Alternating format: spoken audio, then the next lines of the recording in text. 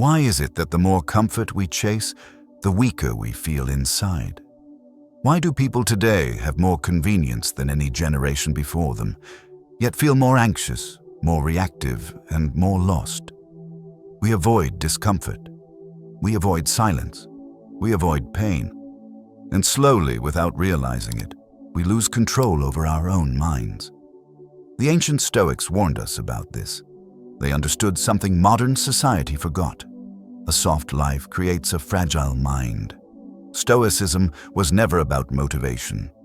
It was a mental weapon, designed for chaos, pressure, injustice, and uncertainty. Today, you're not here to feel good. You're here to get stronger. In this video, we will go through 8 brutal Stoic laws, not opinions, not advice, but principles that rewire your mind, harden your discipline, and make you emotionally unshakable. These laws won't make life easier. They will make you stronger than life. If you're ready to stop being controlled by comfort, emotions, and other people. Stay with me, and write this in the comments now. Discomfort is my training. 1. Law number 1. Welcome. Hardship like a friend. Most people spend their entire lives trying to avoid discomfort. Cold, hunger, rejection, silence, effort, failure. They organize their days around one goal: stay comfortable, and that's exactly why they are mentally weak. Stoicism teaches something completely opposite, almost offensive to the modern mind. Hardship is not your enemy. It is your training. The Stoics didn't wait for life to become difficult. They invited difficulty in on their own terms. Why? Because a man who has trained himself to endure discomfort cannot be controlled by fear. Today, discomfort feels like a threat. To the Stoics, it was a rehearsal. Seneca deliberately slept on hard floors. He ate simple food. He dressed plainly, even when he could afford luxury. Not because he hated pleasure, but because he refused to become dependent on it. He asked himself, is this what I was afraid of? Modern life does the opposite. It teaches you to panic at inconvenience. A delayed reply ruins your mood. A cold room irritates you. A difficult conversation is postponed. A hard task is avoided. And slowly, your tolerance shrinks. The smaller your tolerance for discomfort, the easier you are to break. Stoicism draws a hard line here. If you can't endure small discomforts by choice, you will collapse under big ones by force. This law isn't about suffering for drama. It's about voluntary hardship, controlled, intentional discomfort that strengthens your nervous system and your will. Think about it. Cold showers, training when you don't feel like it, doing the difficult task first, sitting in silence without stimulation, having the conversation you've been avoiding. Each one sends the same message to your mind. I am in control, not my comfort. Discomfort stops being a threat the moment you choose it. That's why comfort is addictive, but hardship is empowering. Comfort whispers, rest now, avoid this, you deserve ease. Hardship answers, endure this, you're becoming stronger. And here's the brutal truth most people don't want to hear. A comfortable life does not make you peaceful. It makes you fragile. Fragile people panic easily. They overreact. They break under pressure. They need perfect conditions to function. Stoic strength is the opposite. It's calm under strain. It's steady in chaos. It's quiet confidence that doesn't depend on circumstances. So here is your practice. Simple, but not easy. Choose one discomfort every day. Just one. Cold water for 30 seconds. Train when motivation is gone. Delay gratification. Sit with boredom instead of escaping it. Not to punish yourself, but to remind yourself who is in command. And repeat this to yourself. Discomfort is my training ground. Because the mind you build through hardship is the mind that cannot be controlled. 2. Law Number 2, master your emotions or they will master you. Most people believe their emotions are something that happened to them. Anger appears, anxiety rises, fear takes over, and they react instantly, impulsively, without control. Stoicism calls this slavery, not slavery to other people, but slavery to your own internal storms. The Stoics made a brutal distinction that still shocks the modern mind. Emotion is not a command. It is information. Yet most people treat it like an order. They feel anger and speak. They feel fear and retreat. They feel insecurity and explain themselves. They feel sadness and surrender the day. And then they wonder why their lives feel chaotic. Epictetus was clear about this. It's not what happens to you that disturbs you, but your judgment about it. Read that carefully. The event is neutral, the emotion is automatic, but the reaction is chosen. Stoic mastery begins in the space between stimulus and response. That space is where power lives. Modern life constantly attacks this space. Notifications, traffic, disrespect, opinions, pressure, comparison. You're triggered hundreds of times a day, and if you react to all of them, you live in a permanent state of defense. The Stoic does something radically different. He pauses, not because he's weak, but because he refuses to give control to impulse. Marcus Aurelius wrote to himself, not to impress anyone, but to survive leadership, war, betrayal, and exhaustion. You don't have to turn this into something. It doesn't have to upset you. That sentence alone can save years of emotional damage. Here is the Stoic protocol. Simple, ruthless, effective. Pause. Breathe. Question. Pause before speaking, before reacting, before typing. Breathe to slow the nervous system. Question. Is this within my control? If it is, act with reason. If it isn't, release it immediately. This is not emotional suppression. Stoicism does not deny feelings. It denies obedience to them. A Stoic feels anger but doesn't become violent. Feels fear but doesn't retreat from duty. Feels sadness but doesn't abandon discipline. Most people think strength is intensity. Stoicism teaches that strength is restraint. Anyone can explode. Only the disciplined can remain calm. Look at your daily life. Traffic insults you. Do you react? Someone disrespects you. Do you defend your ego? A plan fails. Do you spiral emotionally? Every uncontrolled reaction trains your mind to be weaker. Every controlled response trains it to be stronger. This is how emotional resilience is built. Not in theory, but repetition. Here's your practice. For the next 24 hours, treat every emotion as a signal, not a command. Say this internally when triggered. This is a feeling, not an order. Then act according to principle, not impulse. Because the moment you stop being dragged by emotion is the moment you become dangerous in the best possible way. Repeat this truth. I observe my emotions. I do not obey them. That is the foundation of Stoic power. 3. Law. 3. Stop expecting life to be fair. One of the fastest ways to weaken your mind is to believe that life owes you fairness, that if you work hard, you'll be rewarded. If you're loyal, you won't be betrayed. If you're good, you'll be treated well. That belief feels comforting, and it is completely false. Stoicism calls this expectation a hidden poison, because the moment life violates your sense of fairness, you don't just feel pain, you feel outrage. You don't just suffer, you feel wronged. And that second layer of emotion is what breaks people. Marcus Aurelius saw injustice daily, corruption, betrayal, incompetence, cruelty. Yet he never wrote, "Why is this happening to me?" Instead, he trained his mind for a harder truth. Life is not fair, but you can always choose how you respond. Most people collapse not because something bad happened, but because reality didn't match their expectations. They say things like, "This shouldn't have happened. They had no right to treat me this way. I didn't deserve this." Stoicism cuts through that thinking mercilessly. It asks one question only: what now? Not why. Not who's to blame. Not how unfair it is. What action strengthens me now? Seneca warned that clinging to fairness makes suffering heavier. We suffer more often in imagination than in reality. When you expect fairness, every setback feels personal. Every loss feels like an insult.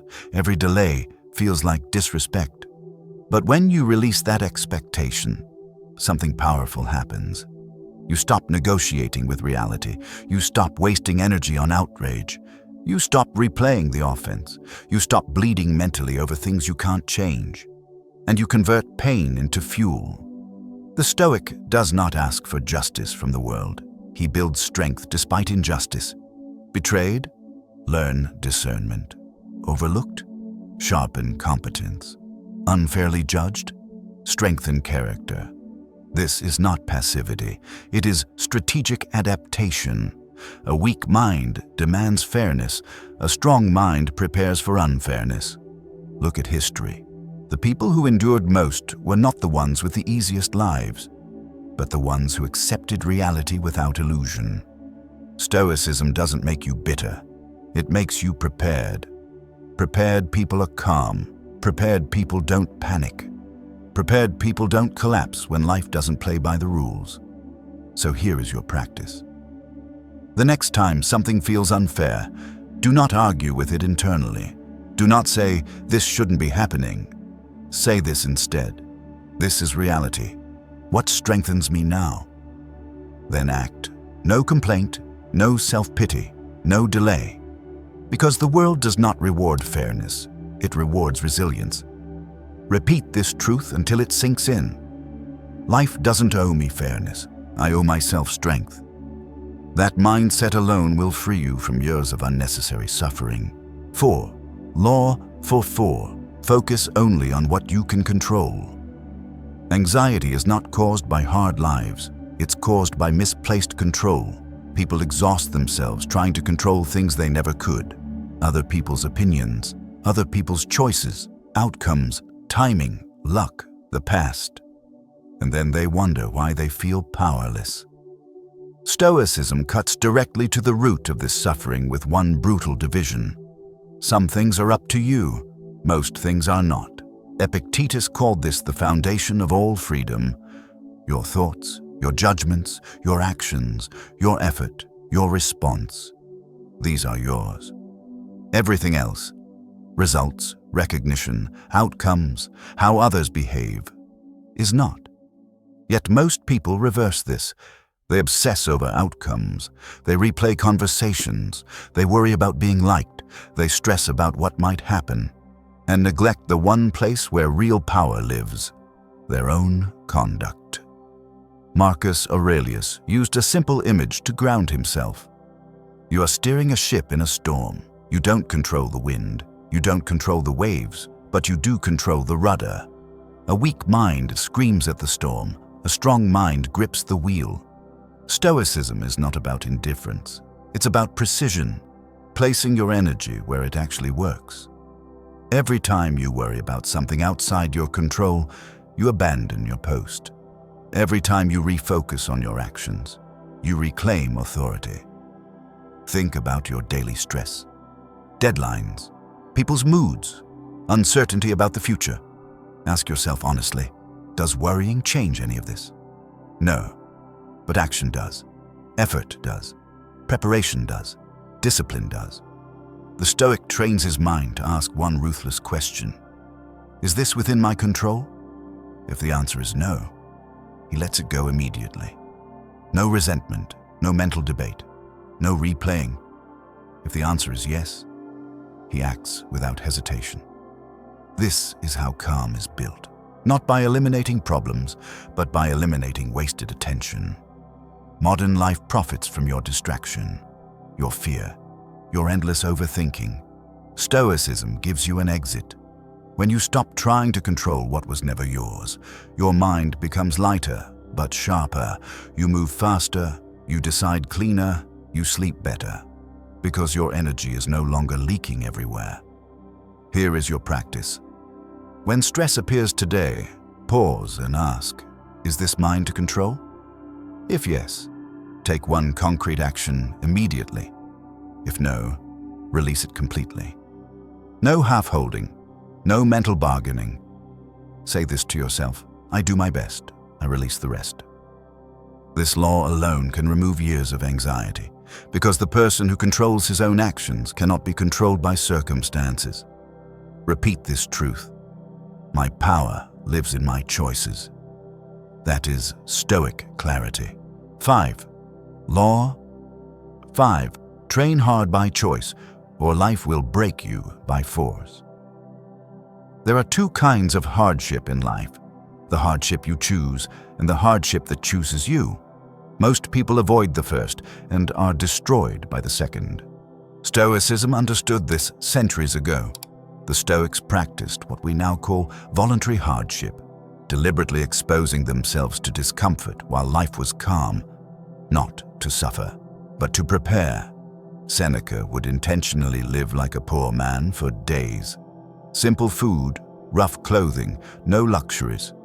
And during it, he asked himself one brutal question: is this what I feared?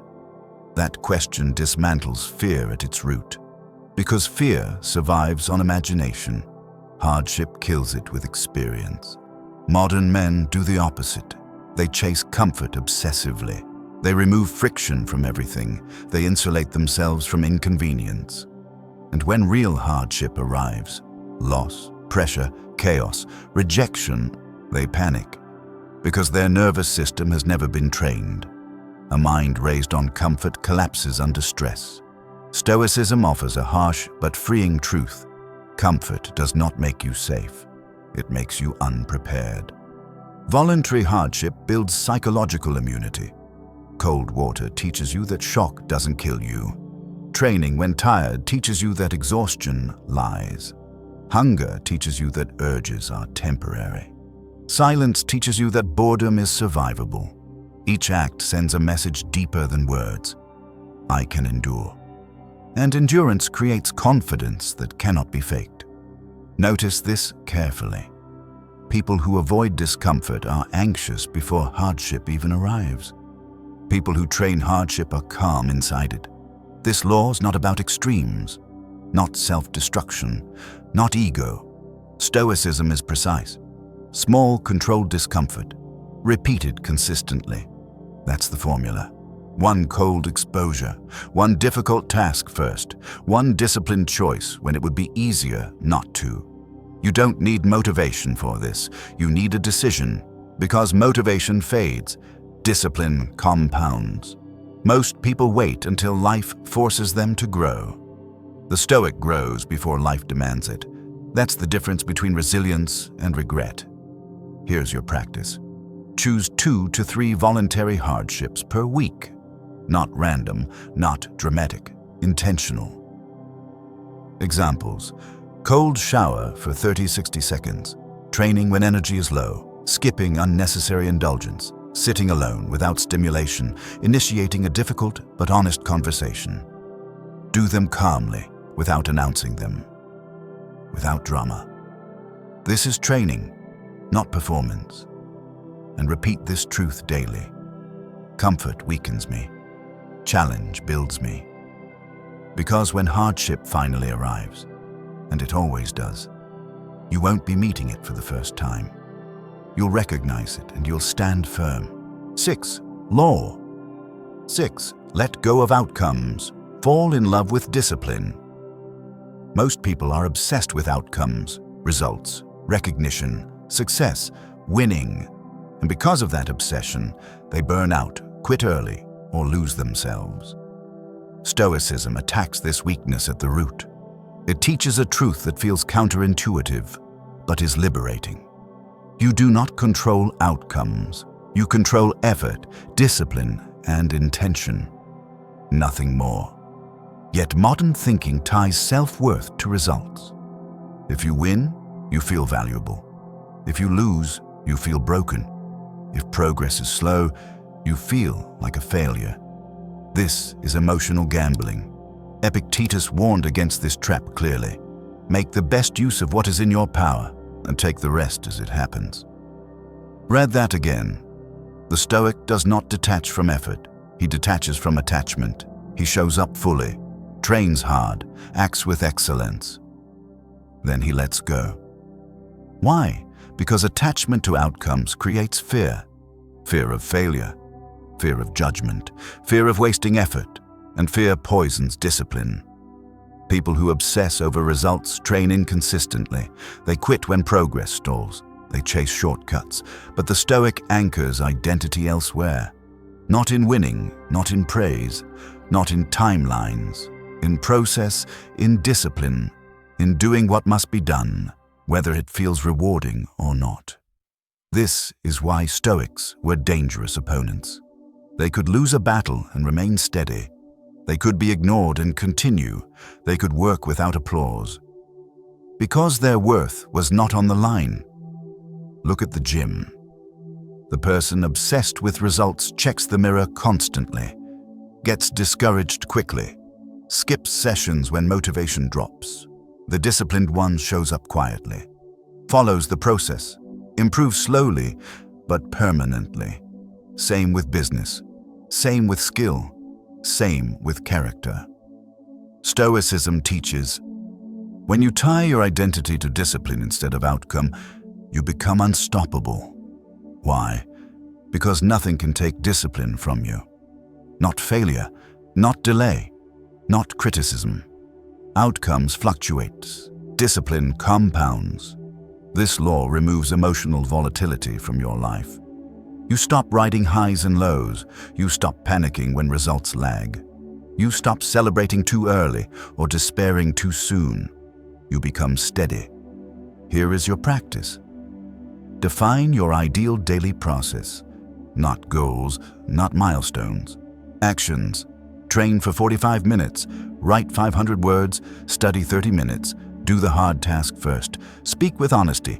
Act with restraint. Judge your day by this question only. Did I honor my discipline? If yes, you won, regardless of results. Say this to yourself. My worth is measured by discipline, not outcome. Because when discipline becomes your identity, results eventually follow. And even if they don't, you remain whole, calm, and powerful. That is Stoic freedom. 7. Law. 7. Live with death in mind. Memento Mori.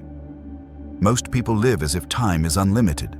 They delay the hard decision. They postpone the honest conversation. They say, one day, as if one day is guaranteed.